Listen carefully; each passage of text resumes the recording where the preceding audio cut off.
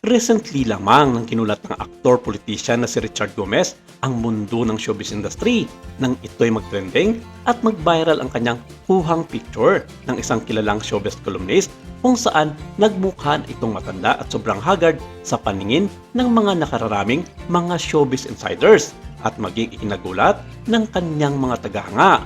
Isang buwan bago ang naging viral na imahe na ito ng aktor, kinumpirma ng isang showbiz columnist na si Darlene Bunuan na isinugod nga sa isang ospital dito sa Maynila si Richard dahil sa hindi maipaliwanag na kadahilanan tungkol sa kanyang kalusugan dahil na rin nagbigay ng kanyang payag ang kanyang pamilya lalong-lalo na ang kanyang may bahay na si Lucy Torres Gomez.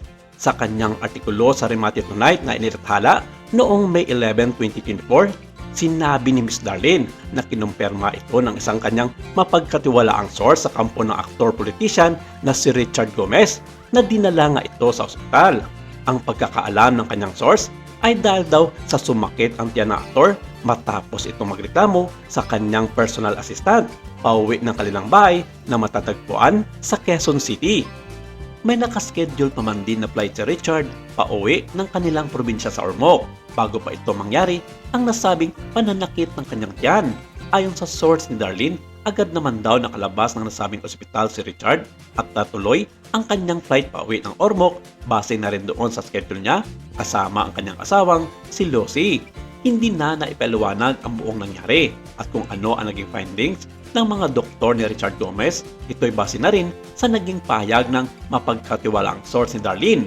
Maging ang kampo ni Christopher Min sa kanyang YouTube channel na Showbiz Now na inere nito lamang May 25 kasama ang kanyang co-host na sina Romel Chica at Wendell Alvarez ay kinonfirm naman ito na galing nga sa nasabing ospital ang aktor na si Richard dahil sa sumakit nga ang tiyan nito. Ayon sa mga naging komento sa lahat ng social media platforms sa nangyaring iyon sa aktor, normal na naman daw sa ating mga tao na inaatake ng pananakit ng ating tiyan.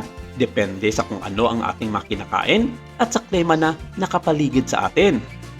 Naging usap-usapan kasi sa social media ang mga nakuwang larawan ng aktor at 4th District Oblate Representative na si Richard Gomez dahil tila wala na raw bakas ang pagiging matini idol nito kumpara noong kasikatan pa niya sa showbiz industry.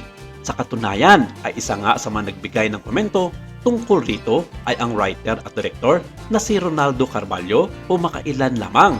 Ang kanyang naging opinyon ay ibinahagi niya sa kanyang social media account, partikular na dito sa kanyang Facebook. Napuna rin niya ang mahabang buhok ng aktor-politician.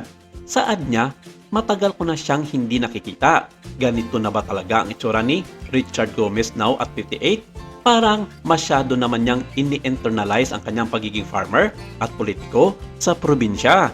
Hindi man lang makapag-haircut. Naku, kung hindi sana siya nagpolitiko, aktibo pa rin sana siyang leading man sa TV at pelikula at magandang lalaki pa rin siya hanggang ngayon.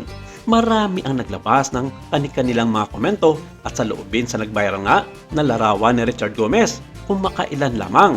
Sa aking pananaw, may mga araw talaga na hindi maayos ang ating itsura at nagbumukhang losyang pero hindi ibig sabihin na pinababayaan na natin ang ating sarili o napabayaan na ng ating partner sa buhay.